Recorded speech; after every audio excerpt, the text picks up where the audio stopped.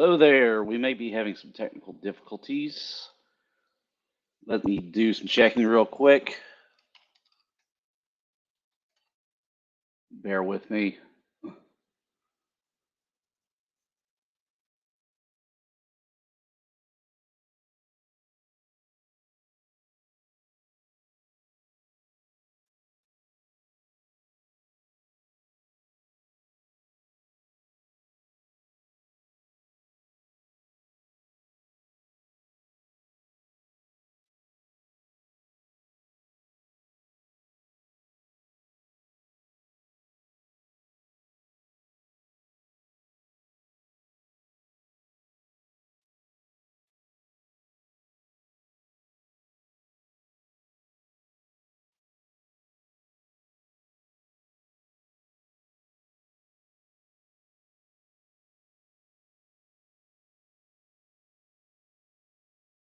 Okay, we are having some video issues, and unfortunately, it is stuck on our banner.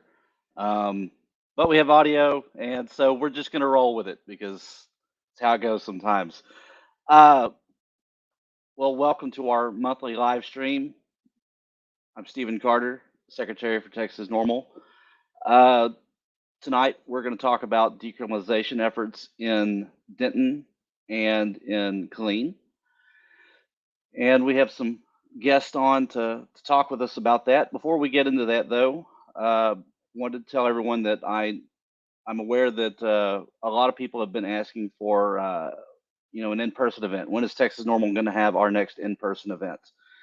And the answer to that is very soon. In September, actually, September 16th, we have preliminary events planned, and would like you to keep an eye out for further details on that when everyone's been anxious to get together in person. And we're hoping to make that happen very soon. Moving on, tonight we're going to talk about efforts to stop arresting people at the local level for marijuana possession.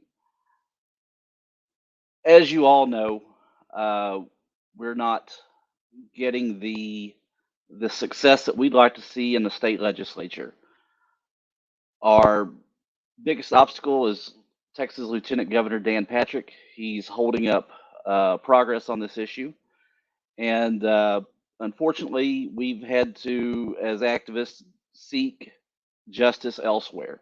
And so some people have figured out that we can go to our city councils and to our actual voters at the city level and pass propositions which redirect police resources and attention towards other issues and away from misdemeanor marijuana possession arresting.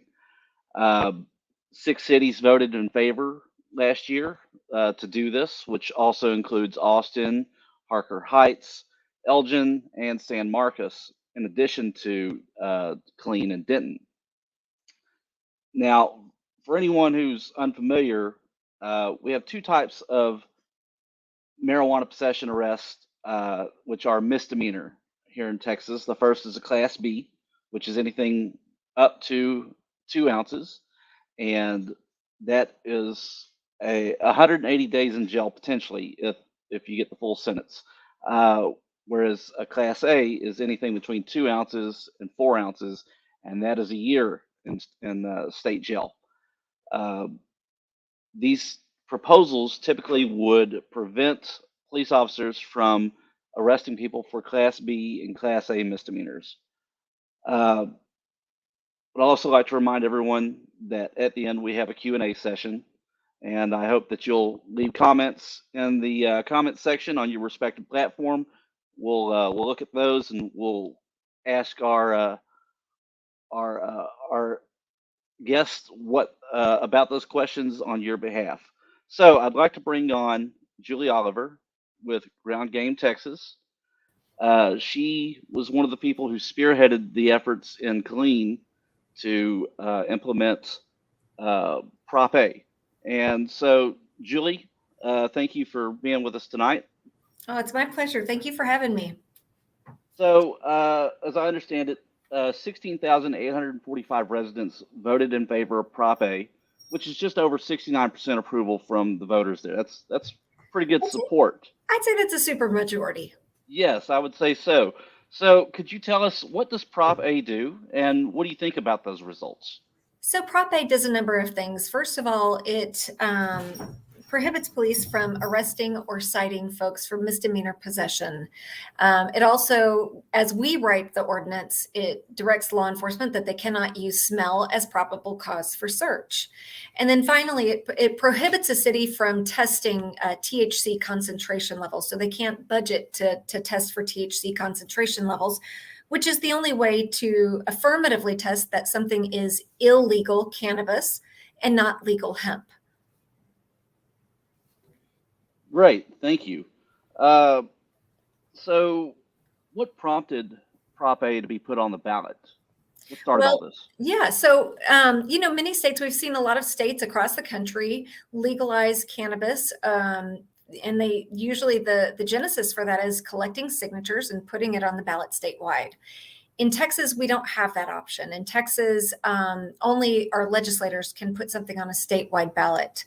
So we have to work at the local level, the municipal level.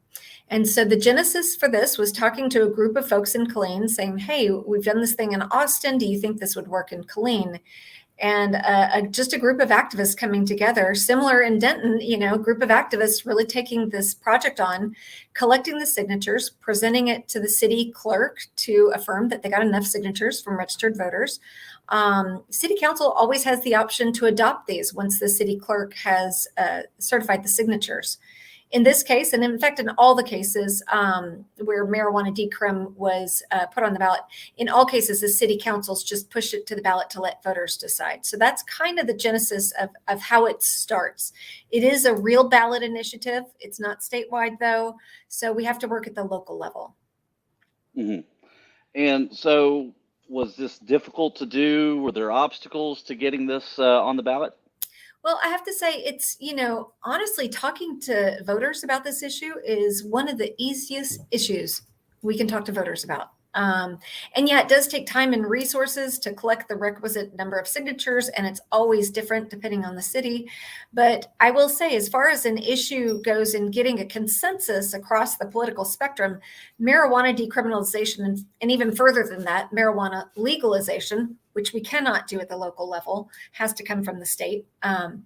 That has broad support. And I can tell you, it's just funny, like talking to people, do you want marijuana decriminalized in your town? And people would walk by and they'd stop and it's like it registered in their brains what you said, and they'd walk backwards and they'd sign the petition. So getting folks to sign it is not challenging. Did you get any pushback from people on the street? No, I have to say very little. I mean, if folks weren't interested, they just walked on by. But no, most of the pushback came after it was presented to city council, and city councils have to, according to state law, they have to put something on the ballot. They don't have the option to not put something on the ballot. According to Texas Supreme Court opinions, they have to put it to the ballot to the voters. So that's typically where we get the pushback, is either you've got bureaucracy. So we've had trouble with some of our city clerks who want to take, 4 months to certify signatures, which is silly. Or you have just people who are vocal saying this violates state law. We don't believe it violates state law at all. And we can get into that as well if you want. But it's great that you brought that up, because that was actually my next question. I was going to ask you, how's the implementation gone? What sort of difficulties have you encountered? And the number one thing seems to be that the county has decided to sue the city over this measure, saying that it's against state law. But do they have standing to even sue in that regard? And how has this affected the implementation? We don't believe, one, that they have standing to sue in a civil matter. And Killeen has actually gone full force within implementing this measure. And in fact, we anticipate that nearly 400 people will avoid arrest this year for misdemeanor marijuana possession. And I will say, in Bell County, there is no option to give somebody a citation for misdemeanor marijuana possession. The county authorities require that police departments arrest folks for misdemeanor marijuana possession. So citations aren't even an option in Bell County. It's always arrest. So we will have, just in one city alone, avoided about 400 arrests because of this. Now, you said it right. The county officials are suing the city because they say it violates state law. And we don't believe that it does. One, we don't believe they have standing, and we think that their suit will get overturned on appeal for lack of standing.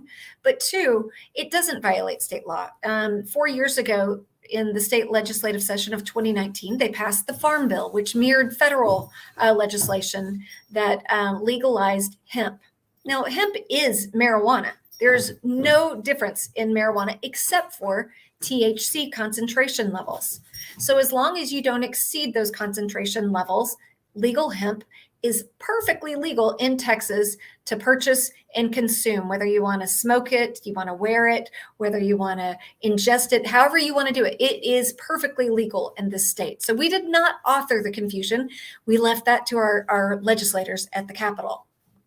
That being said, you cannot distinguish, except for a concentration test, you cannot distinguish legal hemp from illegal marijuana. And smokable hemp is one of the largest consumer products in the state, in the hemp consumable product industry. It is one of the biggest sellers in our state. And so a police officer, there's no drug-smelling dog that can tell the difference between smokable hemp, which is legal, and illegal marijuana. The only place that you can have that done is a laboratory. So again, our ordinances say you can't spend money on these tests to determine concentration levels. So there's no evidence. So if there's no evidence, why are they prosecuting these cases or trying to plead cases out?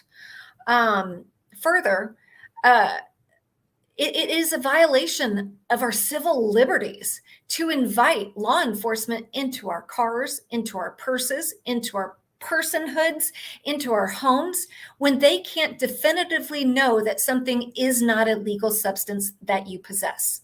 So again, we are not the authors of this confusion, but we are certainly taking advantage of what state legislators have drafted and turning this into ordinances at the state level, or city level, excuse me. Right.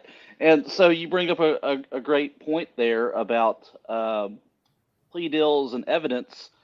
Most of the time, none of the evidence is actually tested, is it? Very rarely. What we are finding in Bell County specifically, no, they do not test. Basically, they see, oh, you have marijuana. I believe that's marijuana.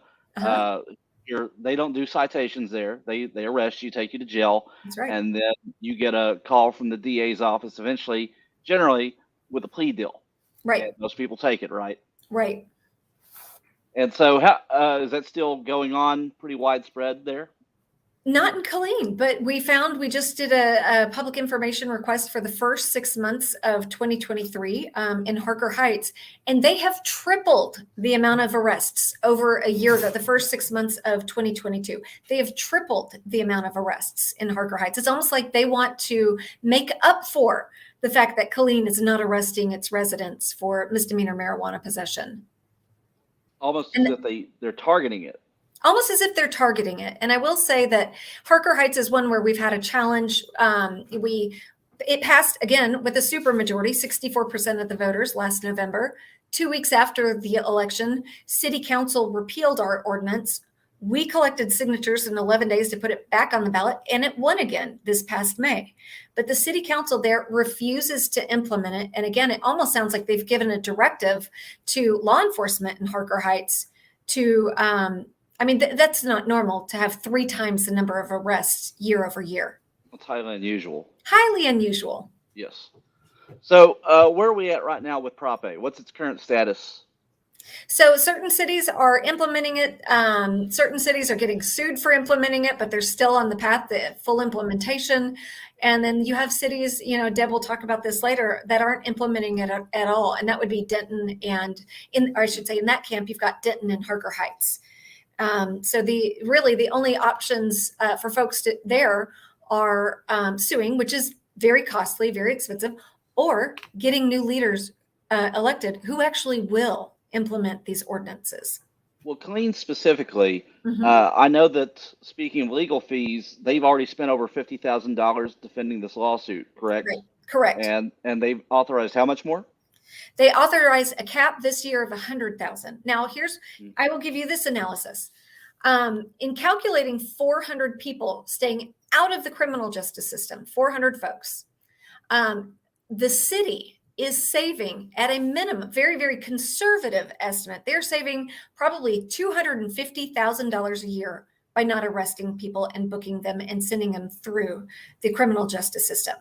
So that $100,000 of legal fees, which we know, I mean, I don't want to, certainly this is real taxpayer money. And so I don't want to be flippant, but you compare 100,000 of legal fees to, at a minimum, $250,000 of savings. I go with the $250,000 of saving. The math works there. It certainly seems that we can save a lot of money by, at minimum, no longer arresting people. I think we could do this more efficiently, even if we didn't legalize. Definitely. And I want to say this is an optional lawsuit. Ken Paxton, the Attorney General of the state of Texas, did not direct the county attorney and the district attorney of Bell County to sue the city of Killeen. This is a political maneuver because they are both up for re-election next year. So what does the outlook look like for Prop A and Killeen?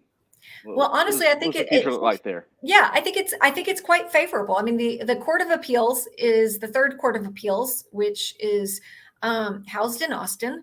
I think you've got a favorable judicial bench there. And again, I don't believe the county even has the standing to sue the city for this ordinance. It'd be a very different thing if a person in the community that can demonstrate harm from the ordinance was suing the city, but you don't have anybody who is being harmed by this ordinance. In fact, you've got a lot of people who are very much unharmed by this ordinance. You just have a vocal minority who's upset with this. They're also upset that it did draw out voters. This was a great way to get people to the polls. So you can kill two birds with one stone. Marijuana is a winning issue. It's a winning issue. It's a winning issue. And people who have concentrated power in Bell County don't like the fact that non-voters showed up and young voters showed up. Well, great. So you believe that the future outlook for Killeen is that this will ultimately be resolved, go through, and they will stop arresting for misdemeanor possession. Well, in Killeen, they have stopped arresting. So they're still, they don't have an injunction that requires. Though. Huh? Oh, right. Correct. Yes. Right. So far, that's not the case. But yeah, I think that will stay the case in Killeen. And I believe that come May of next year in Harker Heights, you might be looking at a majority on city council. We only need one additional city council member in Harker Heights to implement Prop A. That did pass overwhelmingly there. Well, great. Thank you for the information. Yeah. And for anyone listening, if you have questions for Julie at the end, please put them in the chat. Thank you for being with us today, Julie, and we'll talk to you here in just a little bit at the end. Okay, my pleasure. All right, now we're moving over to Denton, and we have Deb Armintor with Decriminalize Denton. Deb, could you tell us a little bit about Prop B? It looks like it received over 32,000 votes. It was even more popular there with 71% in support. Can you tell us what Prop B does and what you thought of those results? Yes. So Proposition B prohibits Denton City Police from not only from making arrests for misdemeanor amounts, but also prevents them from making citations. Furthermore, Proposition B prohibits citations for paraphernalia in lieu of marijuana, which is a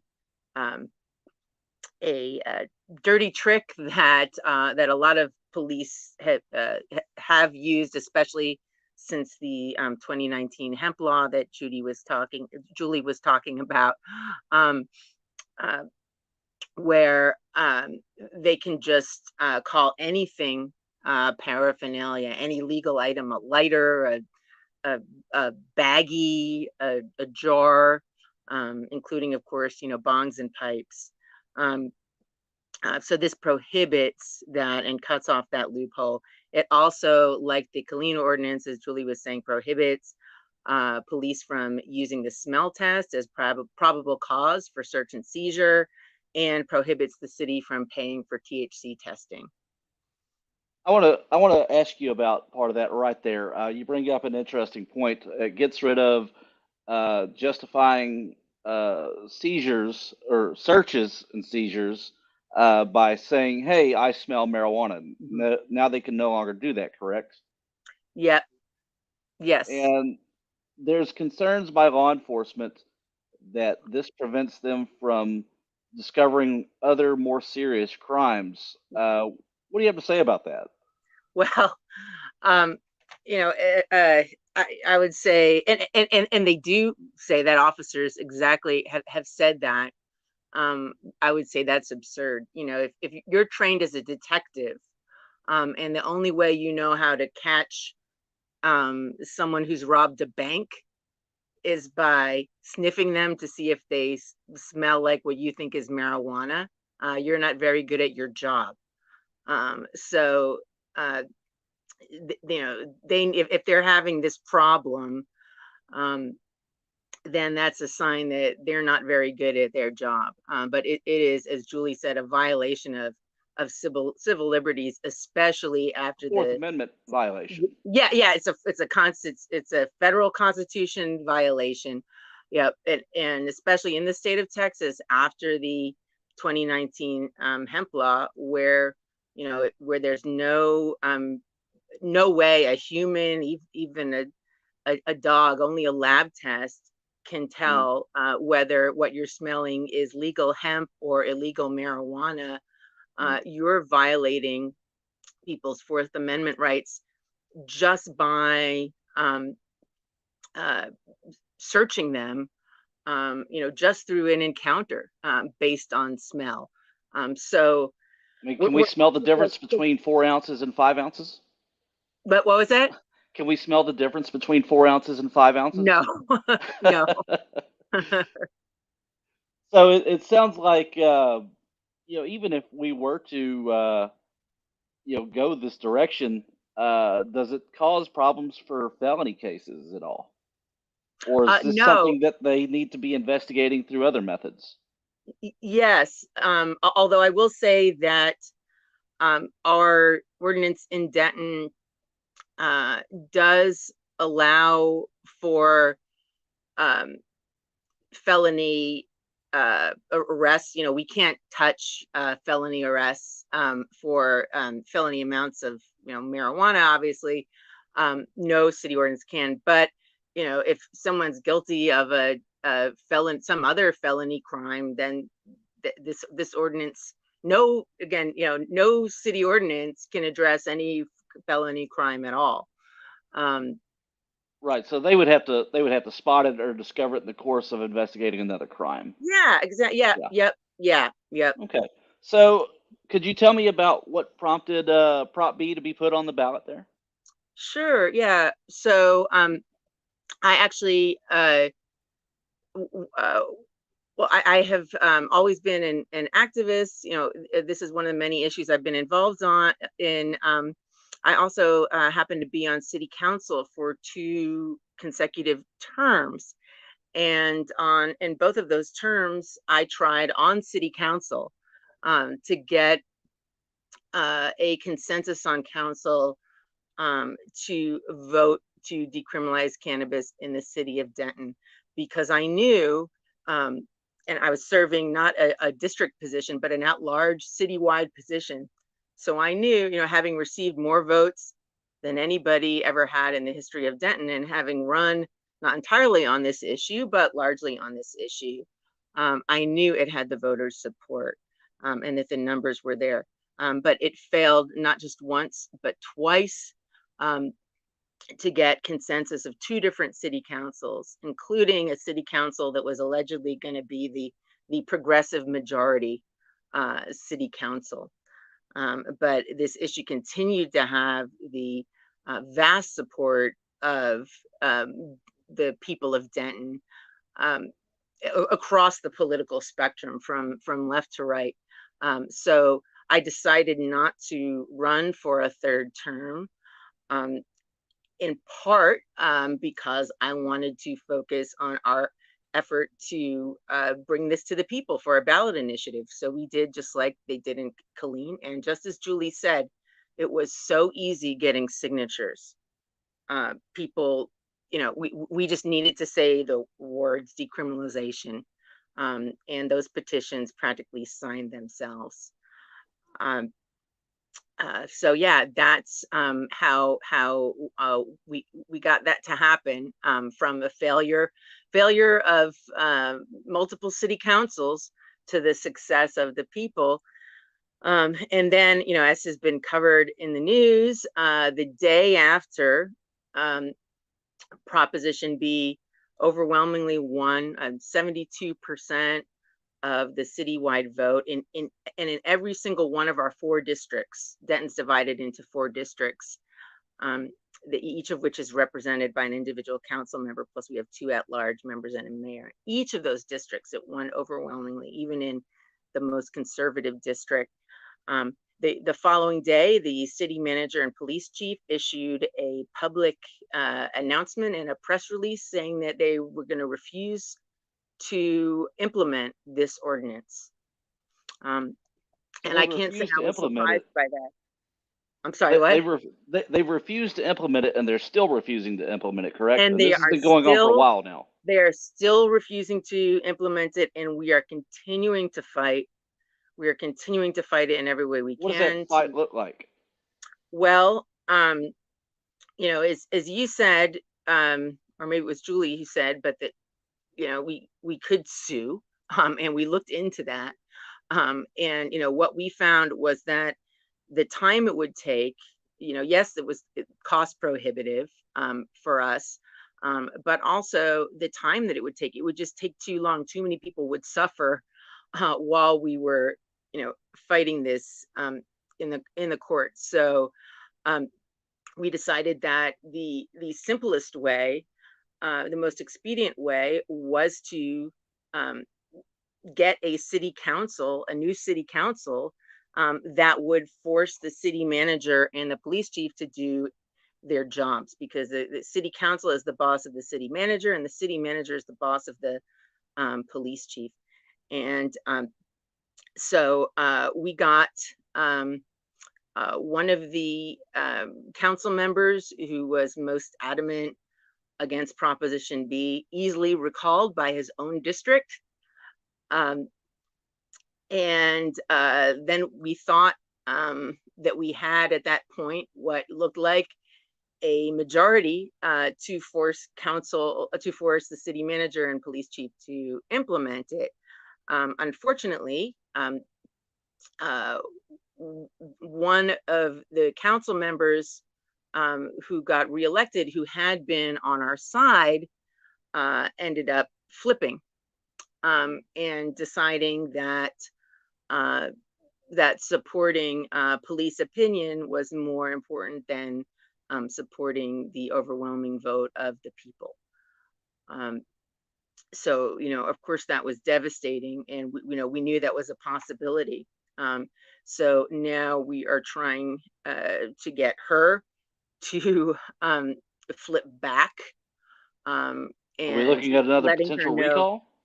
Yeah, and exploring recall. Now, it would be hard, numbers wise, harder to recall her in her district than their previous council member. However, her district also voted overwhelmingly for Proposition B. So we are exploring. Is marijuana enough of a motivator to get her voters to recall her? Oh yeah, absolutely, absolutely. Yep. So we need, it's District 1. We need voters from District 1 to do that. And she doesn't really seem to care. She seems to not be wanting to run again. But we want to make that happen. We don't just want to wait. So we're trying everything we can, both getting her to change her mind while she's there, and supporting recall. It sounds like those are your only two options, right? To get her to change her mind, or to lead a recall effort against her, Yep, or wait yep, until the next election. yep. And we're pretty much, we're trying both at the same time. Mhm. And so, could you help me understand how the city works in this particular fashion? Can the city council direct the city manager to do something, or can they only tell the city manager, "Hey, if you don't do what we want, we're going to terminate your contract"? And is it the same way with the chief of police? So the answer is yes to both. That city council can direct the city manager to do something, and they can also say, if you don't do this, we're going to fire you. But is the city manager legally required to do what the city council asks them, or is Oh, it only the threat there? I see what you're saying. Yeah, it's Yes, just the threat of firing them. I I see. mean, So they're very independent in that regard. yeah, the city manager has a lot of power in the city of Denton. Every home rule city's um, rules are different, but Denton um, gives a lot of power to this one person who's not elected, just appointed. So that's really problematic. And we have called, for the removal of the city manager and the police chief. We've been doing that since the day that they issued their response, refusing to implement this ordinance.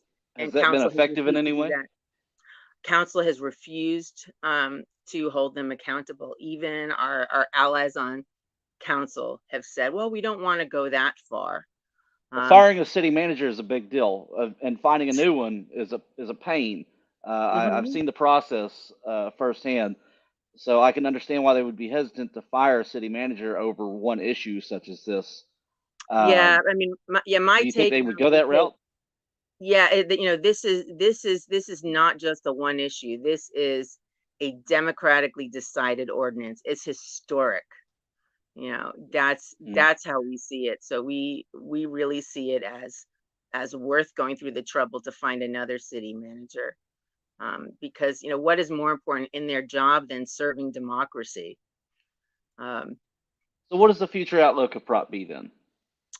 so the future is we're going to keep fighting to get a council that will force the city manager, to force the police chief to implement it fully.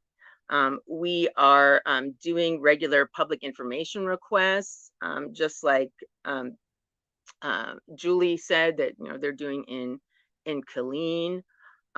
We are raising awareness about not only the fact that they're refusing to implement it, but also the gross racial disparities in enforcement that existed before Proposition B, and after Proposition B, the racial disparities increased, even though the number of citations and arrests has gone down in Denton.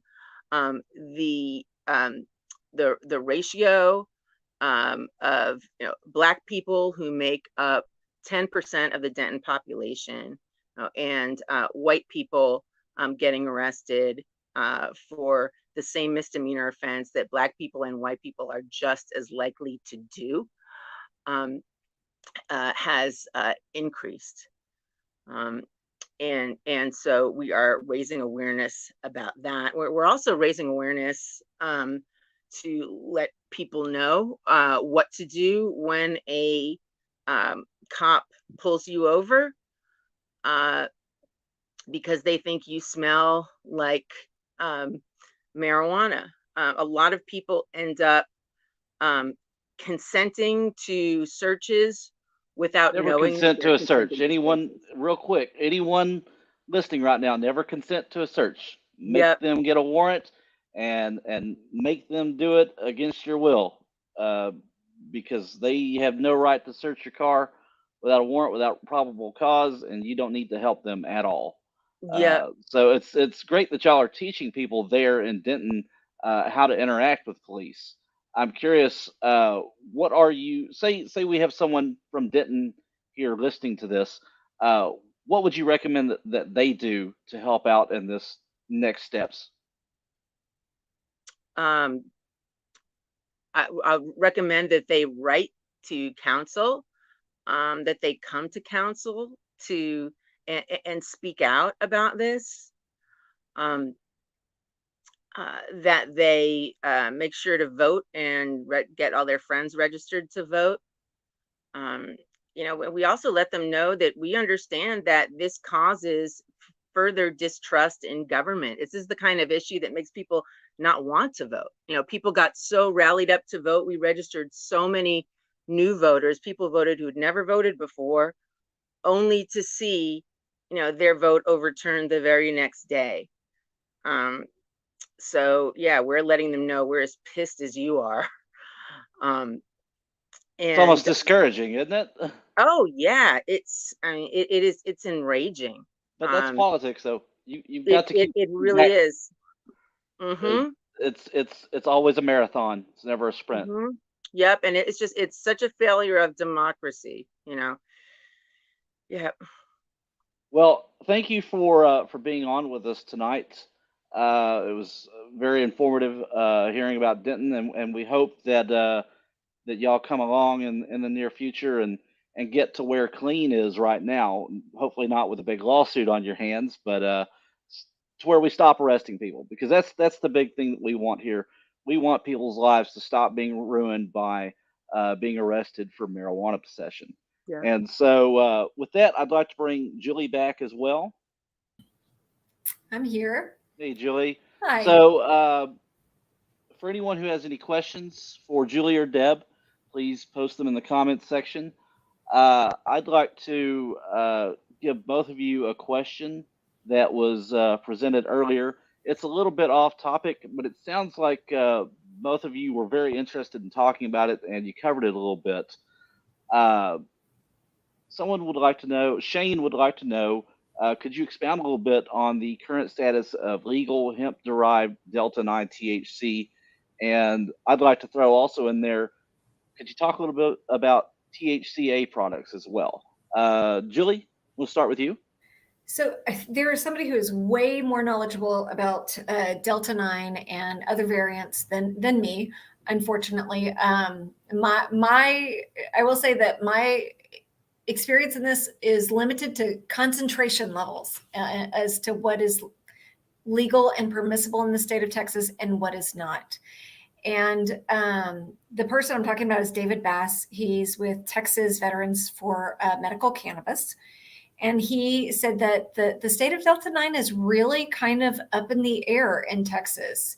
And honestly, not, and I hope I'm not misquoting David. So David, if you're listening, forgive me, and you can clear it up in a Facebook post. But as far as I know, there aren't rigorous testing around Delta-9, so that sometimes you could exceed concentration levels of 0.3% THC.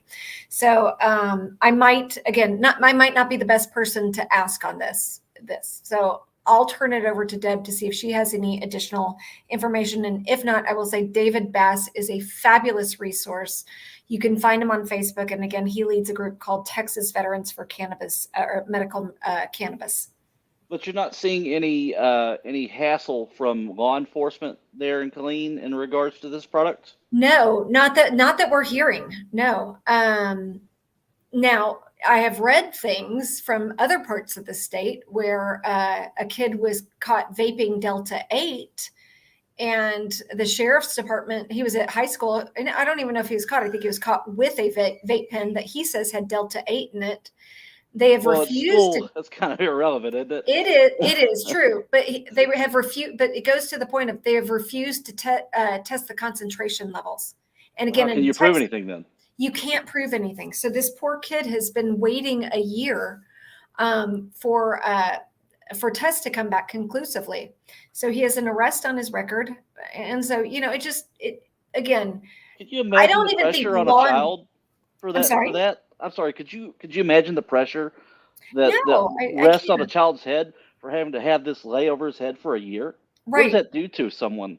Oh, I'm Is sure. that even worse than the And consumption of the cannabis? right, and what it does to the family. And again, there's so little. I wish law enforcement would allow folks like Deb and me to come, educate them on, hey, wait a and I kid you not, there were police officers in Killeen who led patrol units who had no idea the 2019 Farm Bill passed legal marijuana known as hemp.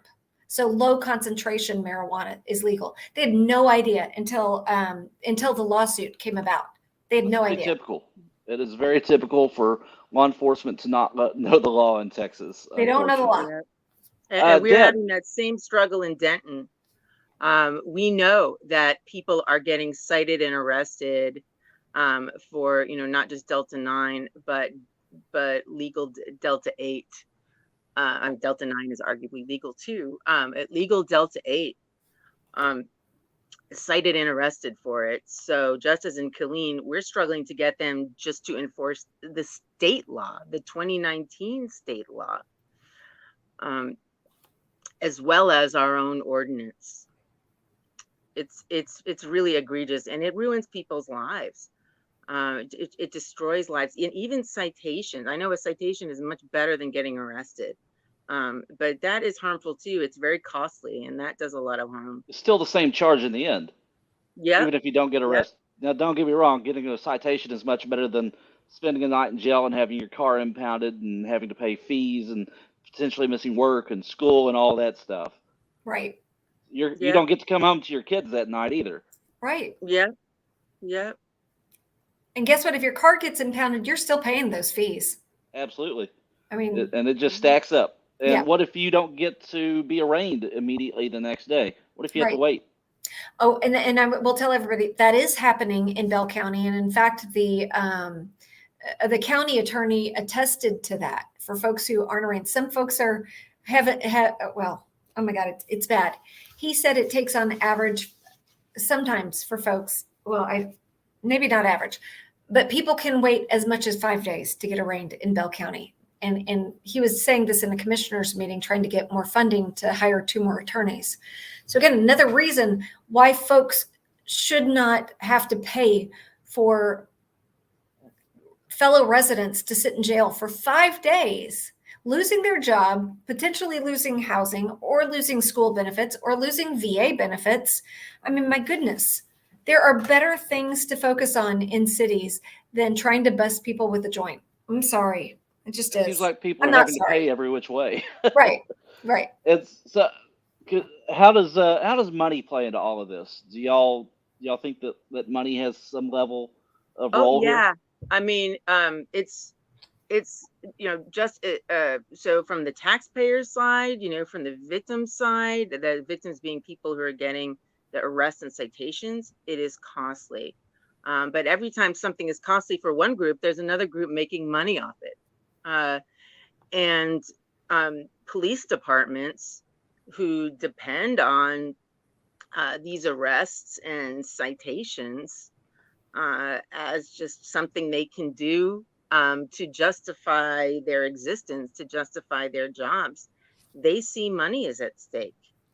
Well, and also think about like what they seize. It's not just cannabis, it's cash, it's assets in the car. They seize it all. And because it's a civil asset forfeiture, not a criminal. We don't have criminal asset forfeiture in Texas, which some states have moved to. You have to have a criminal conviction for the state to be able to keep your property. Very backwards. You have to hire an attorney to get your property back. It is absurd. They can just take your property and accuse you of something, and have no evidence, and make you prove that it wasn't that. And if you're poor, you might not be able to. You might not be able to. Yeah, it's terrible. It's a terrible system. I've noticed lately that a lot of police departments, they'll post a picture on their social media of one of their cannabis busts with a little bit of money and a little bag of weed, and then they'll eventually take it down after a day or so because they're just getting so much feedback from the community telling them how absurd that is. Yeah. It's actually wonderful to see. Yeah. So I'd like to ask both of you, what does, let's start with Deb. What does Decrim Denton do? What's your purpose? Our purpose is to decriminalize cannabis, misdemeanor cannabis in the city of Denton. Mhm. And we had hoped that after we achieve that, we would move on to even bigger things, decriminalization of other victimless crimes. But Such we are as? still, such as psychedelics, other drugs, trying to get to focus on harm Psychedelics have had a reduction. big movement here lately, haven't they? Yes, yep. Yes. And so we would love to, be a part of that, and we support that. But instead, we are still fighting, trying to get them to implement this ordinance that is on the books here in Denton. Mm. It's outrageous. It's a really very modest thing we're trying to do, and it's a big fight. So if people wanted to look into more about Decriminalize Denton, where would they go to do that? Oh, so follow us on Twitter at Decriminalize Denton on Twitter. We're also on Facebook and on Instagram. And we post everything, all of our press releases there. If anybody is interested in, joining our group chats and coming to our, semi-regular planning meetings, we do a lot of them virtually, but we hope to be doing more in person. Then you can just reach out to us by text message. Anyone can text me on my cell anytime, 940-300-9857. But yeah, reaching out to us on social media and letting us know you want to get involved. But we will always post when we're having a rally and action to speak to council. And we are eager for people's ideas, people's energy, because we're limited in what we can do based on the number of people we have regularly working on this. But we've got the support of the entire, or the majority of the city, a super majority, as Julie said. I think the majority of Texans are well in support of this issue. It's just a matter of getting them mobilized and getting them voting where it counts. And it's not always about voting on a proposition either. It's about some more obscure elections, I believe. I implore everyone to come out in 2 years and vote for a new lieutenant governor. I think we could be changing policy much more quickly if we did we that. could. Oh yeah, hell yes. We wouldn't have to be working on this at all in Denton. Right. Yeah. It makes your work unnecessary, which is a great thing because that frees you up to work on other issues. Yep. Or to just relax and maybe, sit back with a joint, which I don't get to do as much as people think. Thank you, Deb. Thank you for being here this evening. Julie, tell me about Ground Game Texas. What all do y'all do, and what are your goals? So this is what we do. We put ballot initiatives on citywide ballots to affect change locally, especially since we cannot do it at the state level. I wish we could do a statewide ballot initiative, but it accomplishes two things. But, there are so few elected officials. Deb is truly the exception when she was on city council, but there are so few elected officials who are willing to exercise political courage on something they think might be controversial. Note to elected officials, legalizing marijuana or decriminalizing it is not controversial. In fact, it will help you win. I got more votes than anyone else in the city of Denton, and I really do think this is why. 100%. Will that actually help someone in a Republican primary, though? I think so. I do think so, based on the numbers we've seen. So, well, wait, do you mean, will it help somebody being against it, or do you mean, will it help somebody being in favor of it? Will it help someone being in favor of it? So I'm not sure, because it does seem that the primary voter on the GOP side is the very like ultra conservative, like social issue conservative.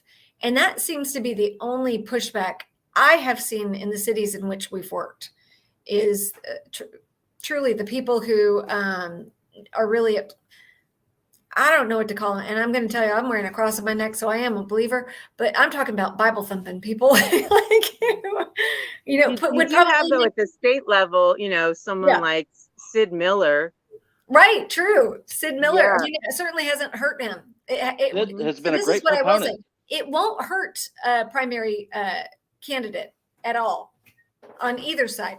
But I do think that it is more conservative primary voters who are the ones who are very vocally against this when it comes to their own city and it passing. From my experience in working these cities we've worked in. Well, sometimes minorities can be the loudest, right? In that regard. Yes. That's right. Okay. And so, do you have any other cities on the horizon, Julie? We do. But I'm not sure that we're ready to. I'm not sure that we're ready to reveal them yet. Only because again, for the vocal minority, I don't want to give them a head start to try to figure out how to defeat these, because this is something that we've seen really engages communities in a very, very positive way. And in fact, the work that Deb did with Denton, I got this information today. The work that Deb did with Decrim Denton and leading that effort actually saw, we saw statewide drop overall in turnout from 2018 to 2022. But not in Denton when it came to folks under the age of 30. Their participation actually increased 11.7%. So there was no decrease. It actually jumped almost 12%. And if they were a young person who signed the petition that Decrim Denton had, they turned out at 28.6%, a 28.6 higher rate than 2018. So almost a third higher turnout from young folks who signed the petition than 4 years ago, those folks turning out. So it does turn people out in a really good way. We need young people to vote. This is a great issue which they can rally around. And the numbers prove out that they're showing up in the cities in which these decriminalization measures are on the ballot. That's great. I just hope that they're voting in an informed manner and a responsible manner. Agree. And that's part of our job too, is give them, to inform them who are the candidates who would actually support this when it comes to, general elections. Mm-hmm. So Julie, if people wanted to find Ground Game Texas and find out more about you, where could they go? They have two options. They can go to groundgametexas.org, which is our website, all spelled out. Or they can find us on Instagram, Twitter. I don't check Facebook regularly. I'm just going to let you know I don't. And I'm checking Twitter less and less frequently now that it's something that's not Twitter. It's called X, I guess. But, you can find us. You are always welcome to email me as well, julie@groundgametexas.org. Somebody on Instagram had asked a question like, will you be addressing why this doesn't violate state law? I hope I answered that question. If I didn't, please reach out to me, and I'm happy to have a conversation with you why it doesn't violate state law. Great. Thank you both. And I don't believe we have any other questions. Is there anything more that either of you would love to say? Yeah, I would just like to say, well, thank you so much to Texas NORML and everyone who's listening for fighting that fight at the state level and supporting these fights at the city level. And also thank you to Julie and Ground Game Texas, without whom we couldn't have done what we did in Denton. They helped every single step along the way. So this is really a tremendous organization. And, they didn't tell us what to do in Denton or in any other city. They really worked with cities to help the activists in cities do what they want to do for their cities. So just Thank you so much, Julie. Thank you, Ground Game, and thanks, Texas NORML. And I could say the same thing. Thank you, Texas NORML, for hosting this tonight. Don't give up hope. Change is coming. It really is. It might be city by city, but guess what? There are a lot of people who are committed to this. There are folks, and I do want to say, acknowledge Deb. Deb, you were leading this charge before I was, so thank you. I just followed your lead and gave y'all a little bit of support behind the scenes. So happy to, I love our partnership. It's been beautiful. But I will say it's inspiring also to see folks who have been inspired by the work of Decrim Denton and the work of Ground Game Texas starting to do these in their own communities as well, and figuring it out. I mean, it might be a city where we don't have the resources at the time to go into, but you have a committed group of folks who, we're happy to share. There's nothing novel about what we're doing. It's all inside of the city charter of how you do this work. So I am thrilled. And the more people that do this in cities across the state, I think the quicker we will get to legalization and Dan Patrick throwing in the towel, or Republicans pressuring him to throw in the towel and stop being the force that prohibits legalization in this state. So yeah, thank you, Deb. Thank you, Texas NORML, and keep your hope up. Change is coming. It's definitely coming. Well, thank you both, and thank you for everyone who tuned in this evening. Have a good night. Thank you. Good night. Night, y'all.